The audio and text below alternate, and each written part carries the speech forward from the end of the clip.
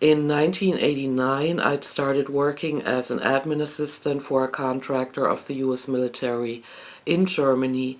I worked at the auto parts store and garage, which was a repair shop for cars, but I also had to do the bank deposits for the gas station that had the same owner, that was owned by the same people, but was on a different location on that military installation. And the manager of that gas station was an older German guy named Bob.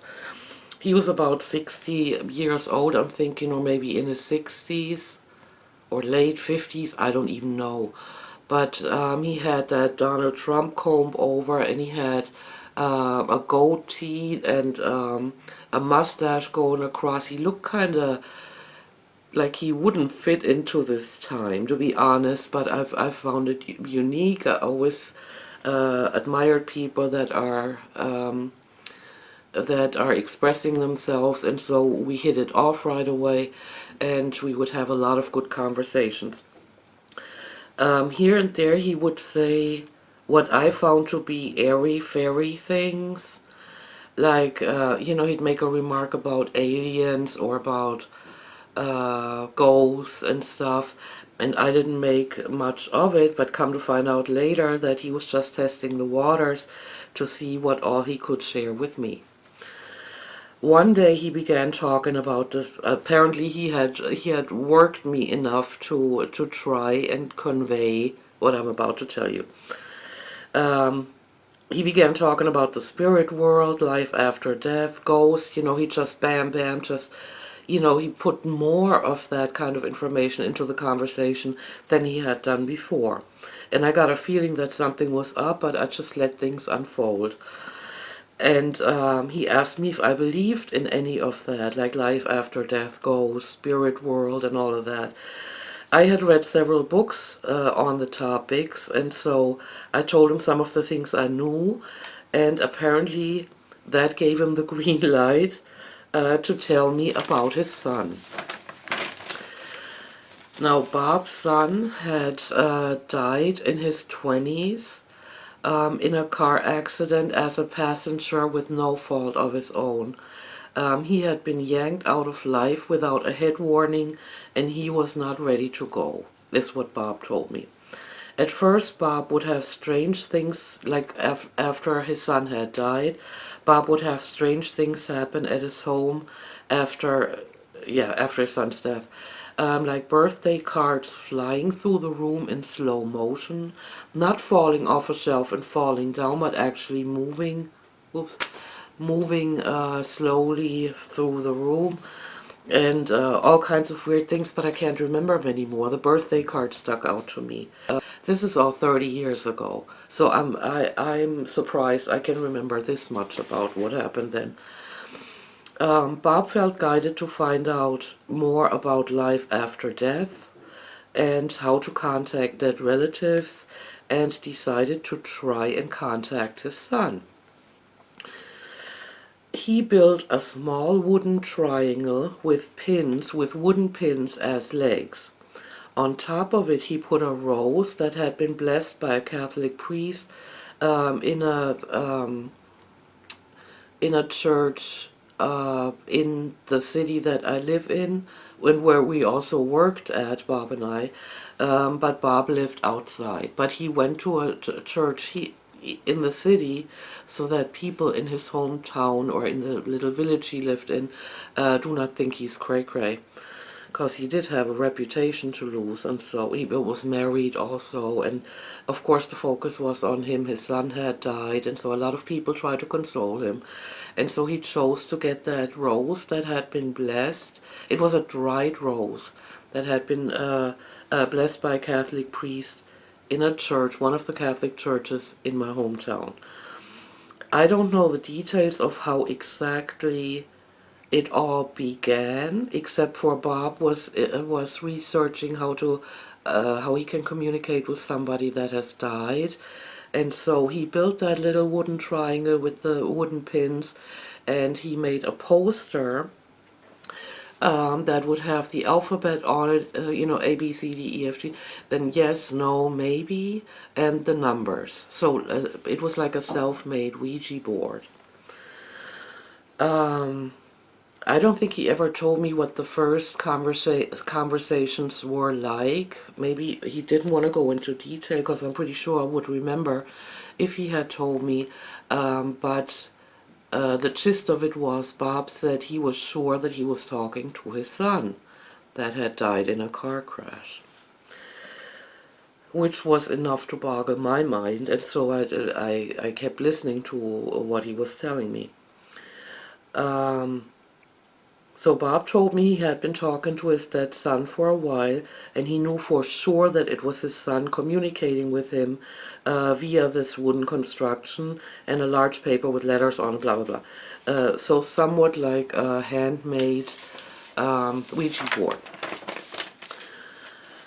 The whole thing kind of fascinated me because Bob was actually the first person, like a real person, who was talking to me about these things. I had only read about them in books, and even though I have a great imagination, I can imagine what people were writing about, but it's not the same when you have somebody in flesh and blood standing in front of you telling you these things. It's a whole different ballgame.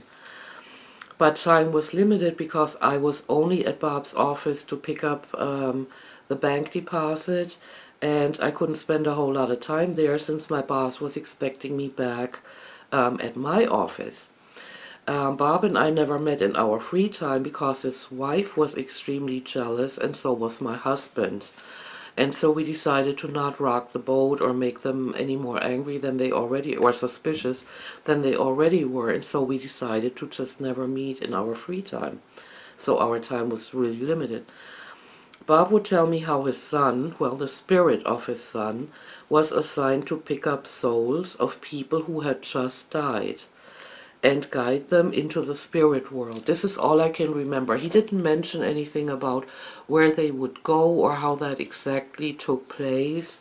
It was just, apparently his son was a guide for souls that had just left their bodies.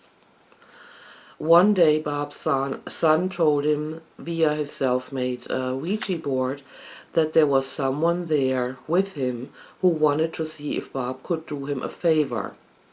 Bob agreed, and he told me what the messages were from that other soul or spirit that was apparently with Bob's son. The messages that came through were from a salesman from another part of Germany. Now you can drive from one end to Germany, like the very north to south, I think in 7 to 8 hours, maybe 9, I'm not sure. It also depends on traffic and construction sites, but I'm thinking 9 tops. And so he was from a part where it would have taken him maybe 5 to 6 hours to get in the vicinity of my hometown. And so he was traveling on the Autobahn. For those of you that don't know, Autobahn is the German word for the German highways. The Autobahn is actually singular, so it would indicate that it's just one highway, but it's not. It's like a network of, not like this, not like this, but a network of highways going through Germany, not just east to west and north to south, but also diagonally and stuff. So this salesman from another part of Germany was on the Autobahn in the vicinity of Bob's village when it was rammed by a truck that made him crash. Now the car instantly started burning and either exploded or kept burning until nothing was left to determine for the rescue crews who had been in that car, or who the car was registered to, or even what city it was from. They could not determine it, and so they buried him anonymously in a cemetery near the crash site, which was around the area where Bob lives, which is in the vicinity of this city. His family, he said, still did not know what had happened to him, And so this salesman from the other side of the veil asked Bob if he could go to the cemetery, find his anonymous grave, and let his family know. So, so the message also included the information to which cemetery to go and which tombstone it is, like how to find it. And I got goosebumps. I mean, Bob was telling me these stories during the, brightest day outside, during working hours, like office hours. And sometimes I remember the sun was shining and, birds were chirping, and he was telling me things like that. And so Bob ended up going to that cemetery and following the instruction of that salesman, and he actually found the grave, and it was one that had recently been put there. And so the salesman had also given him the family's phone number, their home phone number.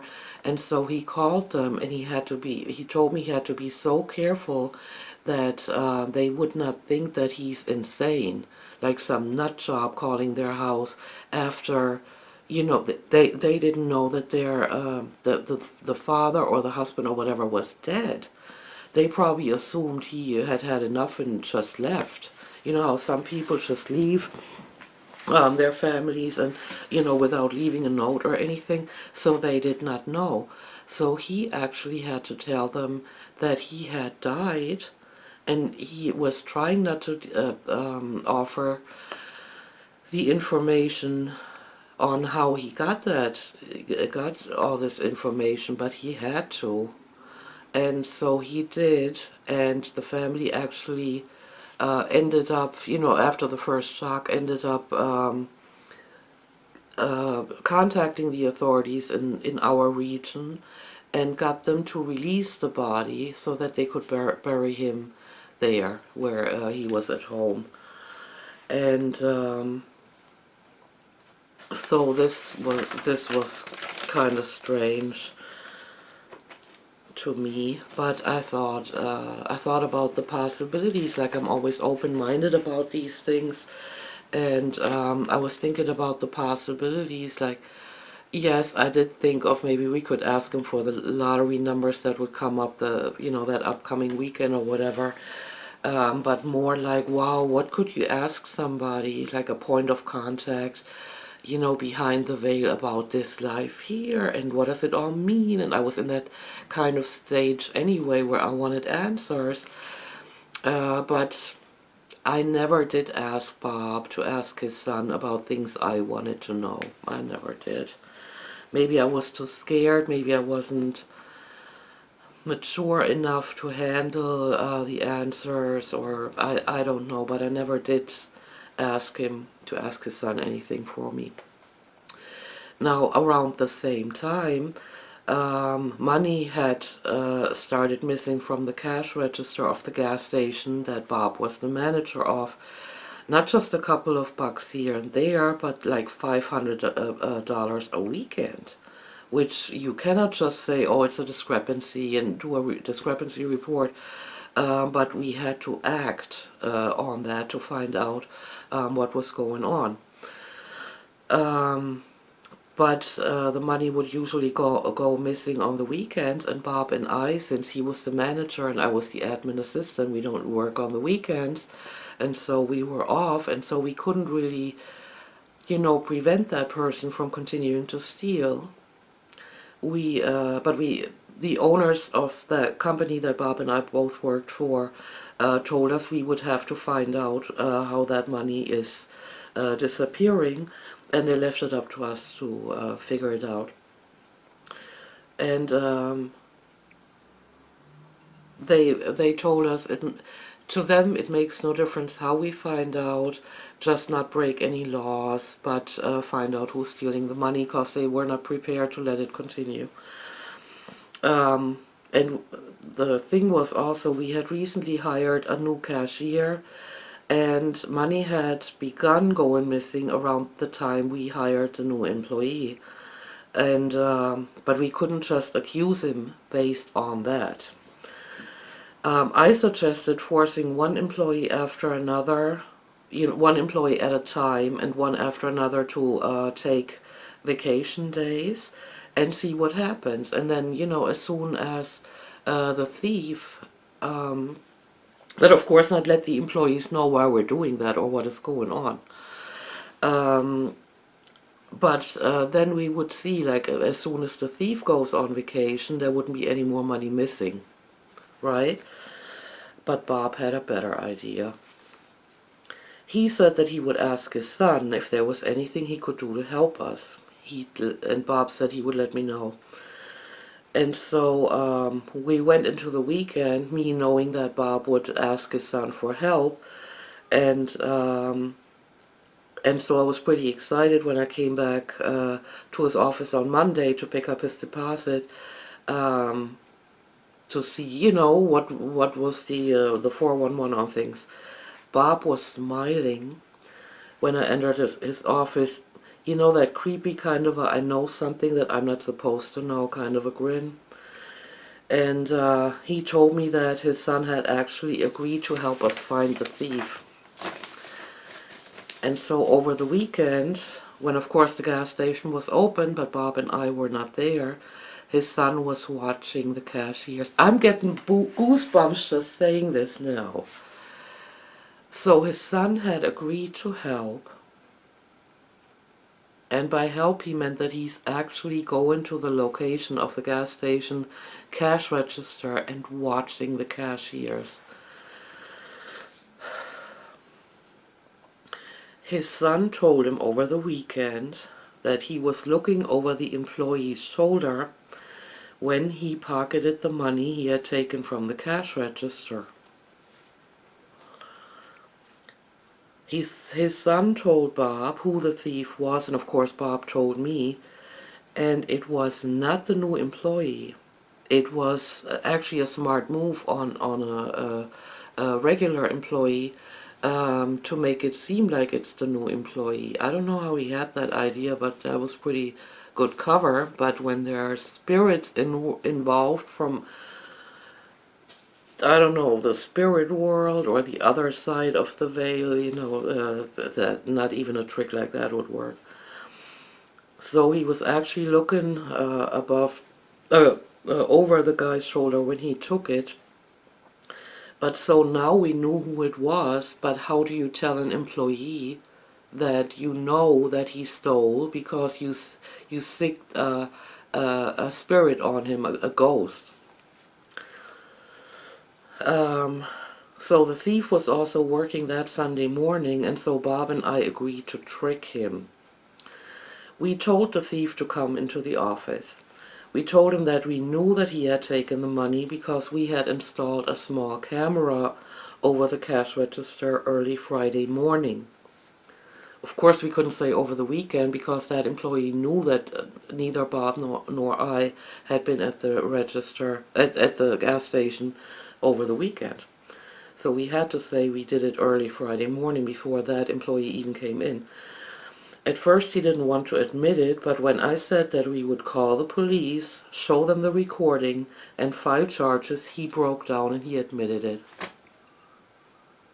See, up to this point, when I said that, I was still thinking, in the back of my mind, I was thinking, Bob can't be speaking to his dead son with a little wooden board and a poster with the ABC on it. I mean, there was still doubts in my mind. And so if that employee had insisted on not having stolen the money, it would have been a confirmation for me that Bob is just telling me stories. But the way that employee broke down and admitted it kind of was confirmation that maybe Bob was not lying at all. Of course, the employee got fired, but letting it sink in that we knew that he had been stealing the money because the ghost of a dead person had looked over his shoulder was really creepy to me. And of course, it opened up a whole new can of worms. Like, so if this spirit is looking, or not ghost, but this spirit is looking over an employee's shoulder, then what other spirits are watching whom? Like, how many are watching me and how many are watching, you know, what is going on. And so that was actually creepy, but it turns out that was just the beginning.